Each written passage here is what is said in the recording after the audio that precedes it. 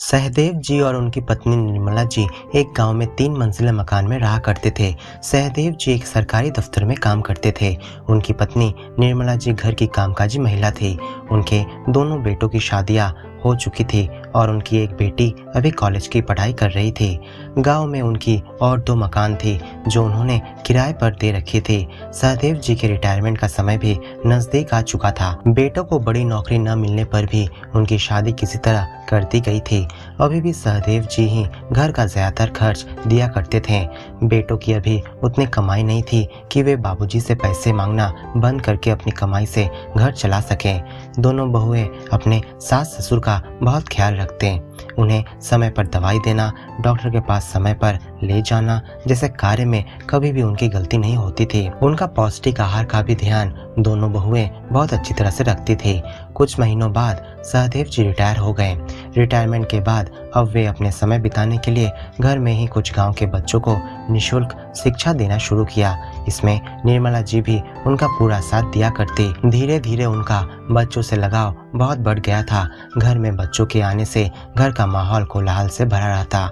बड़ा बेटा राकेश को यह बिल्कुल पसंद नहीं था कि घर में इतने सारे बच्चे आकर घर में निःशुल्क शिक्षा प्राप्त करें। वो बाबूजी से बार बार कहता कि आप उन सभी से पैसे लिया करें, नहीं तो वो बच्चे आपकी अहमियत नहीं समझेंगे। इस पर सहदेव जी कहते, घर खर्च के लिए तो मैं तुम लोगों को जो पैसे देता हूँ उससे बहुत ही अच्छी तरह से सबका गुजर बसर हो जाता है। यदि मैं अपनी सेवा निःशुल्क कुछ बच्चों को उनके भविष्य गढ़ने के लिए देता हूँ तो इसमें समस्या कहाँ है? बाबूजी, आप मेरी बात को समझ नहीं रहे हैं। यदि आप पैसे नहीं लेंगे तो उनके मन में आपकी अहमियत नहीं रह जाएगी। इसलिए मैं कह रहा हूँ, बेटा तू जब बुढ़ापे की स्थिति में आएगा तब तुझे यह सब बातें समझ आएगी। तू जा अभी अपने काम पर और हमें अपना काम करने दे। कहकर निर्मला जी रसोई में सहदेव जी के लिए चाय बनाने चली गई। धीरे धीरे इसी तरह समय बीतते जा रहे थे। सहदेव जी की भी जमा पूंजी अब खत्म होने को आई थी।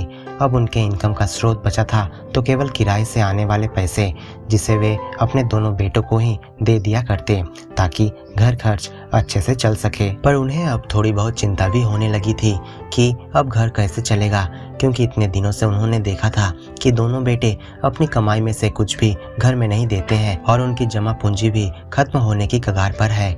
अभी भी पिताजी के पैसों के दम पर ही वे लोग चलते हैं। उनकी बेटी स्वाति की पढ़ाई भी अब पूरी हो आई थी और वो नौकरी के लिए कोशिश कर रही थी।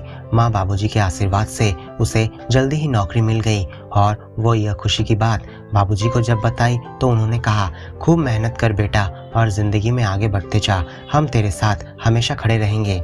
कुछ दिनों के बाद पिताजी की तबीयत अचानक से खराब हो गई और उन्हें अस्पताल में भर्ती कराया गया। रात के 10 बज रहे थे और डॉक्टर साहब ने इलाज के लिए पूरे 50,000 जमा करवाने को कहा था।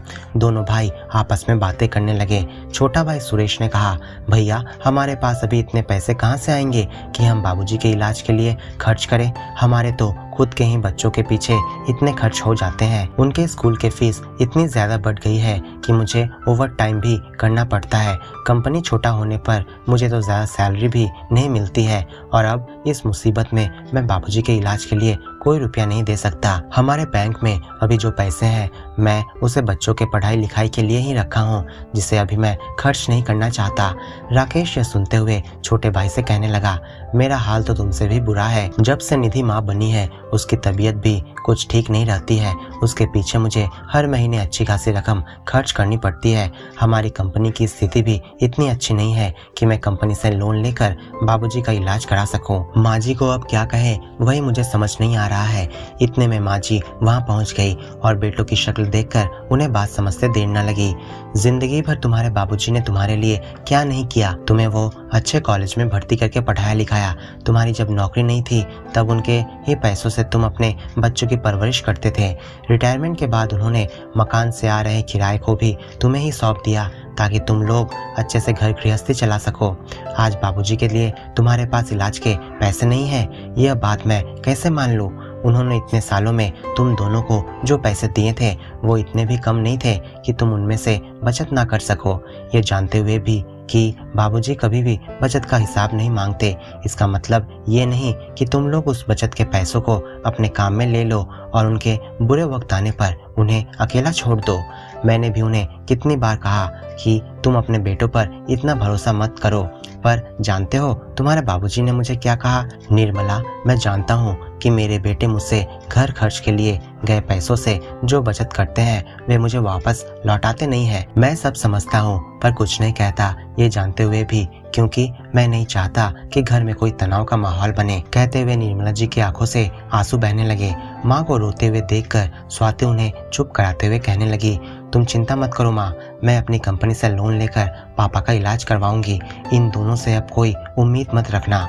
दूसरे दिन स्वाति ने अपनी कंपनी से लोन ले लिया और पापा के इलाज के पैसे अस्पताल जमा कर आई। कुछ दिनों में पापा पूरी तरह स्वस्थ होकर घर लौट आए और उनकी देखभाल के लिए दोनों बहुएं कोई भी कमी नहीं रखी।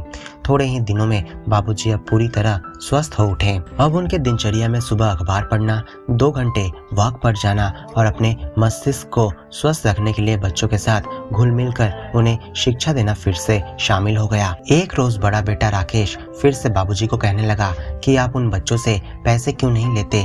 इस पर आज बाबूजी से रहा नहीं गया और वे बोल उठे, अगर देखा जाए तो तुमसे भी मुझे इस घर में रहने के लिए पैसे लेने चाहिए। जब मैं अस्वस्थ था तब मेरी अहमियत तुम्हारे पास कम हो गई थी और आज जब मैं स्वस्थ हूँ तब मेरी अहमियत तुम्हारे पास है।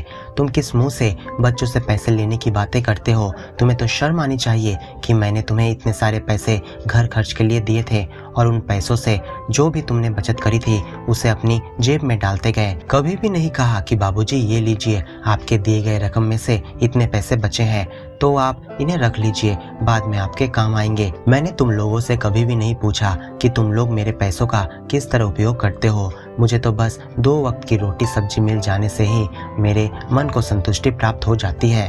पर तुम्हारे उस दिन के व्यवहार के लिए तो तुम्हें माफ़ी मांगनी चाहिए थी, जिसे तुमने अपना कर्तव्य भी नहीं समझा।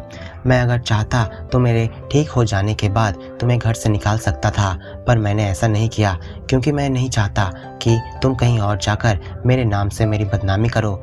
जिंदगी में मैंने बहुत अच्छे काम किए हैं और उसके लिए मैं किसी से कुछ नहीं मांगा हूँ, पर आज मैं तुमसे मेरे घर में रहने के लिए पैसे मांगने की बात कह रहा हूँ क्योंकि इससे मेरी अहमियत बनी रहेगी, नहीं तो तुम फिर से वही गलती करोगे। अब दोनों बेटे उनके पैरों के नीचे गिरकर माफी मांगने लगे। पापा, आप बिल्कुल सही बात कर रहे हैं, आपकी अहमियत हम भूल गए थे। आपने न कभी हमसे कोई खर्च का हिसाब मांगा और न ही बचत के पैसे। हमारा कर्तव्य बनता था कि आपको बचत राशि वापस लौटा दें, पर हमने वैसा नहीं किया। यही हमारी सबसे बड़ी गलती है, हमें माफ कर दीजिए बाबूजी।